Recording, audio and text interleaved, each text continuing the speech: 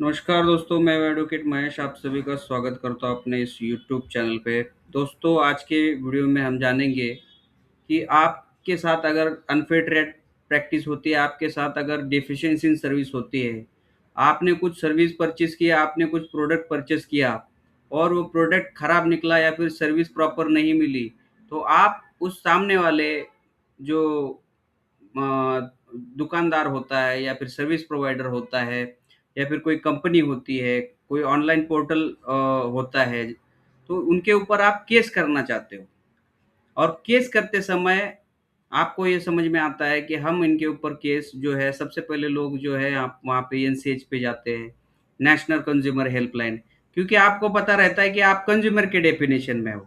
आपने कुछ गुड्स वगैरह परचेज़ किया है, तो आपको ये लगता है कि हमें अब इनके ऊपर कंज्यूमर कमीशन में केस करनी चाहिए। बट बहुत सारे लोगों के पास केस तो करना है, बट प्रॉपर उसको फाइलिंग कैसे करते हैं और कौन से डॉक्यूमेंट्स उनके पास चाहिए वो फाइलिंग्स करने के लिए। मतलब फाइलिंग करने के लिए ऐसा नहीं बस एक कागज़ पे लिख दिया और उस पोर्टल पे कुछ टाइप कंप्लेंट टाइप कर दी और हो गया। ऐसा नहीं है, कंज़्यूमर कमीशन में जब भी आपको आपकी कंप्लेंट फाइल करनी है, तो आपको यहाँ पे पहले तो इस वेबसाइट पे ई-जागृति की वेबसाइट पे जाके अकाउंट बनाना पड़ता है, वहाँ पे लॉगिन आईडी पासवर्ड क्रिएट करना पड़ता है और आपको इस 10 प्रकार के ये जो डॉक्यूमेंट्स हैं दोस्तों, ये तैयार करने पड़ते हैं। अब वो कौन से 10 प्रकार के डॉक्यूमेंट है, इससे पहले भी मैंने बहुत सारी वीडियोज़ में अपने डॉक्यूमेंट्स बताए, उसको ड्राफ्ट कैसे करते हैं, वो भी बताया। बट आज के इस वीडियो में मैं कुछ अपडेट्स के साथ आपको इस वीडियो को मैं आपको बताऊँगा और ये जो डॉक्यूमेंट्स है दोस्तों, जो आपको ये ड्राफ्ट्स है, मैं आपको फ्री में दूँगा। जितने भी अपने व्यूअर्स हैं, सबको मैं ये डॉक्यूमेंट फ्री फ्री में दूँगा।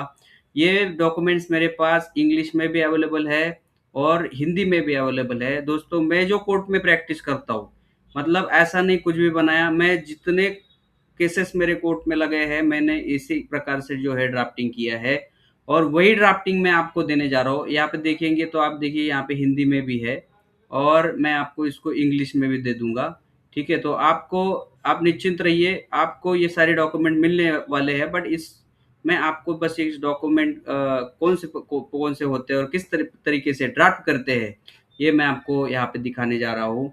कंज्यूमर केस तो करना है, बट डॉक्यूमेंट जिनके पास नहीं है और किस तरीके से उसको ड्राफ्ट किया जा सकता है, कौन से होते हैं वो डॉक्यूमेंट, ये सारी चीज़ें मैं आपको यहाँ से आपको आज इस वीडियो में आपको समझा रहा हूँ दोस्तों। अब सबसे पहले तो देखेंगे तो यहाँ पे सबसे पहले आता है इंडेक्स। अब जब भी आपको केस करना है, तो वहाँ पे अपलोड में आपको ये सारी चीज़ें आपको पूछता है, इंडेक्स पूछता है, कंप्लेंट पूछता है, सिनॉप्सिस पूछता है, परफॉर्मा पूछता है, मेमो ऑफ पार्टीज़ पूछता है, ये लिस्ट ऑफ डॉक्यूमेंट पूछता है।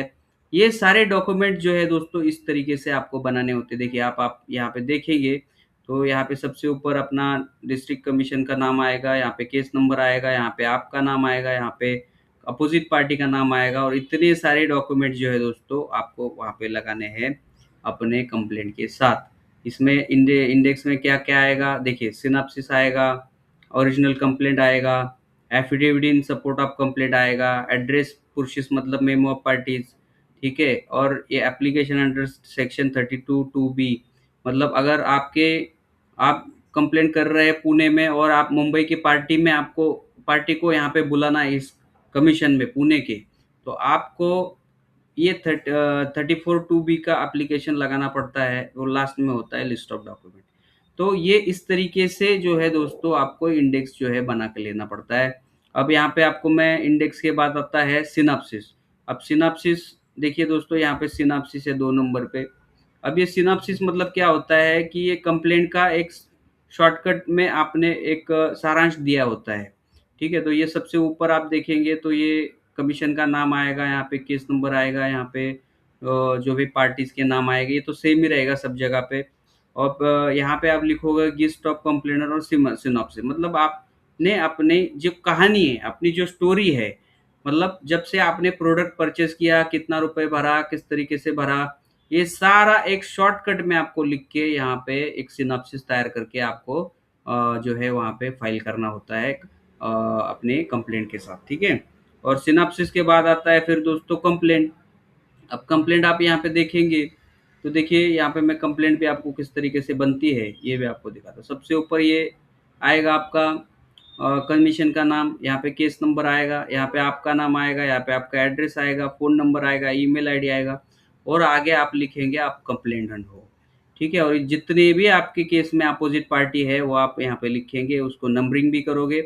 ठीक है? उसके बाद आप complaint under section 35 of the consumer protection act, ऐसा आप लिखोगे और यहाँ से आपको आपकी स्टोरी लिखनी है। देखिए, आपको स्टोरी लिखनी है और जैसे स्टोरी आपकी जहाँ पे आपने पैसा पे किया होगा सामने वाली पार्टी को, जो पैराग्राफ आपने वहाँ पे लिखा होगा, उस पैराग्राफ को आपको ऊपर हेडलाइन लिखना है कंसिडरेशन।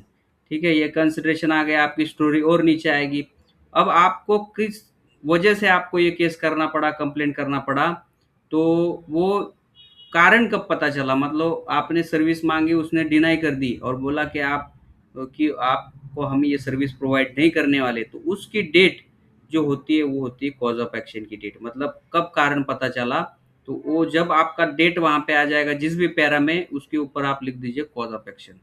तो जैसे आपकी स्टोरी आगे बढ़ती है तो ज्यूरिसडिक्शन ये लास्ट में आता है, क्योंकि आपका ये कंसिडरेशन अमाउंट 50 लाख से कम है, तो हम ये कमीशन कौन से में जाएगा, ये कंप्लेंट जाएगा डिस्ट्रिक्ट कमीशन में। अगर 50 लाख के ऊपर है और 2 करोड़ के अंदर है, तो वो जाएगा आपका स्टेट कमीशन में। और 2 करोड़ से ऊपर अगर आपका कंसिडरेशन होगा, तो वो जाएगा नेशनल कमीशन में। ठीक है? तो उसके नीचे आएगा ये लिमिटेशन। देखिए दोस्तों, ये jurisdiction, cause of action, limitation, ये बहुत ही ज़रूरी यहाँ पे लिखना, ठीक है? मेंशन भी करना। अब यहाँ पे आप देखोगे कि कंप्लेंट जो है आप 2 साल के अंदर कर रहे हैं, मतलब कॉज ऑफ एक्शन जैसे मालूम चला आपको, उसके 2 साल के अंदर आपको ये कंप्लेंट करना पड़ता है। अगर आपका 2 साल हो चुका है, तो फिर आप ये कंप्लेंट आप नहीं कर पाएँगे। अगर आपको करना भी है, तो उसको डिले कंडोनेशन का एप्लीकेशन लगा के करना होता है। अब इस कंप्लेंट के साथ आपने जो भी कोर्ट फ़ी है, वो कोर्ट फ़ी भी हमने पे की है। अब वैसे तो 5 लाख रुपए के अंदर अगर आपका कंसिडरेशन होगा, तो आपको कोई भी कोर्ट फ़ी नहीं पे करनी। अगर 5 लाख से ऊपर है, तो वहाँ पे आपको कोर्ट फ़ी जितनी भी आप ऑनलाइन आप पोर्टल पे दिखाएगा, उतनी कोर्ट फ़ी आप यहाँ पे लिख देना। अब यहाँ पे आप ये भी डिक्लेरेशन देना पड़ता है, नो पैरेलल प्रोसीडिंग, जैसे कि आपका दूसरे को कोई फोरम के अगेंस्ट कोई या कोई केस नहीं पेंडिंग है, कोई दूसरा कोई पैरेलल केस आपने नहीं किया हुआ है, ऐसा भी आपको डिक्लेरेशन देना पड़ता है। ठीक है? और यहाँ पे इस कंज्यूमर कमीशन को पिक्यूनियरी और टेरिटोरियल जुरिडिक्शन दोनों भी बनते हैं। अब पिक्यूनियरी मतलब क्या, 50 लाख के अंदर है, इसलिए इस डिस्ट्रिक्ट कमीशन से के सामने हम आ गए और हमारी जो पार्टी है, हमारा जो डिस्प्यूट है वो पुणे में हुआ था। हमारा जो डिस्प्यूट है वो पुणे के अंदर हुआ है, तो इसीलिए हम इस पुणे डिस्ट्रिक्ट कमीशन के सामने आए। फॉर एग्जांपल बोल रहा है, आपका अलग हो सकता है, आपका पटना हो सकता है, दिल्ली हो सकता है, बेंगलुरु हो सकता है, किसी का कुछ, किसी का कुछ ऐसा, मतलब वहाँ पे जब भी इस टाइटल में आप वहाँ पे नाम चेंज करते हो, तो इसीलिए हम ये टेरिटोरियल जुडिक्शन में भी आते हैं और पेक्यूनियरी जुडिक्शन में भी आते हैं। ऐसा भी हमें यहाँ पे लिखना होता है। और लास्ट में होता है दोस्तों प्रेयर। अब आपको कमीशन से क्या चाहिए? हमारे पैसे जो गए हैं वो रिटर्न चाहिए, 12% के रेट ऑफ इंटरेस्ट चाहिए। जो भी आपकी मांग है, जो भी आपको कंपनसेशन चाहिए होगा, ये कंपनसेशन आप यहाँ पे लिख सकते हो, है ना? ये सारी मांग और लास्ट में प्लेस और डेट लिखना है यहाँ पे कंप्लेनेंट, और आपका यहाँ पे साइन लिखोगे, तो जो है वहाँ पे दोस्तों ये कंप्लेंट जो है पूरा हो जाएगा। और आपको साइन करके ही अपलोड करना होता है और उसको पेजिनेशन भी करना होता है, ये भी आप बात ध्यान में रखना। अब लिस्ट कंप्लेंट हो गया, तो उसके साथ आपको एफिडेविट भी लगाना चाहिए। जैसे आपने कंप्लेंट किया है ना, तो उसके साथ आपको एफिडेविट भी लगाना चाहिए, क्योंकि हमने जो भी कंप्लेंट में लिखा है वो सारा सत्य है, ऐसा हमें यहाँ पे बोलना है। इसीलिए ये एफिडेविट भी जो दोस्तों है आपको बनाना पड़ेगा। और उसको आपको इस एफिडेविट को बहुत बार लोग मुझे पूछते रहते हैं व्हाट्सएप पे कि सर क्या एफिडेविट को स्टैम्प पेपर लगाना है क्या? तो स्टैम्प पेपर वगैरह कुछ नहीं लगाना।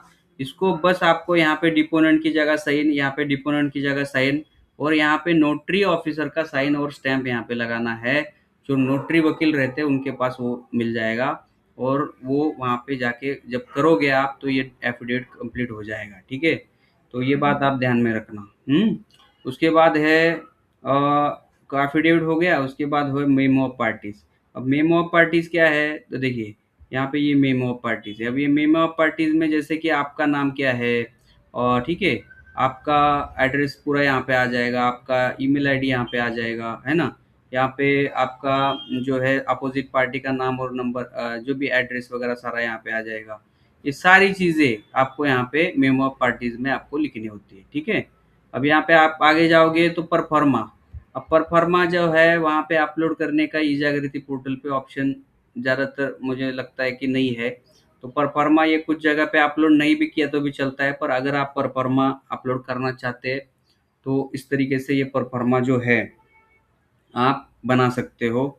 आपको इसके सामने जो ये यहाँ इस साइड में क्वेश्चंस पूछे, यहाँ पे आपको उत्तर देने हैं, ठीक है? यहाँ पे क्वेश्चन पूछा, यहाँ पे उत्तर देना है।